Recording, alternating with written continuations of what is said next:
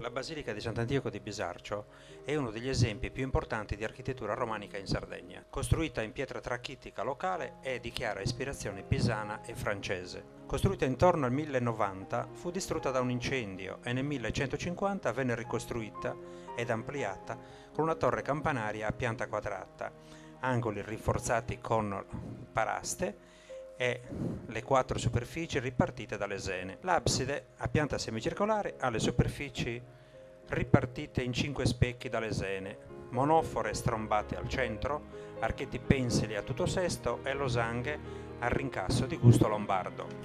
Nel 1170 sulla facciata venne aggiunto un portico a 2 piani denominato Galatea, che modificò totalmente l'aspetto originario.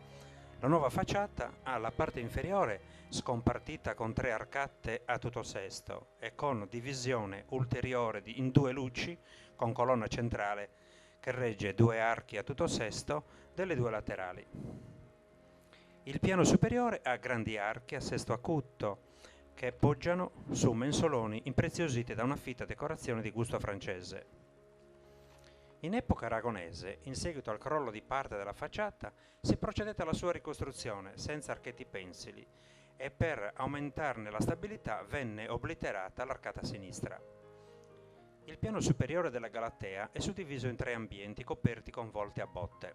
L'ambiente centrale si affaccia verso l'interno della chiesa attraverso la bifora della facciata originaria. In altro ambiente, un caminetto con cappa a forma di tiara ci ricorda il passato di sede vescovile. Una scala porta ad un corridoio esterno che corre sul tetto della navata laterale destra, conduce al primo piano del campanile.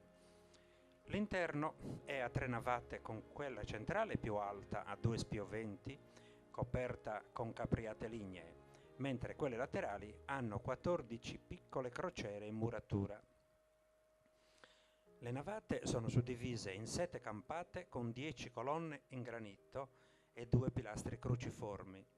Le colonne sono sormontate da capitelli su cui poggiano 14 arcate. 15 monofore doppiamente strombate e una finestrella cruciforme illuminano l'interno.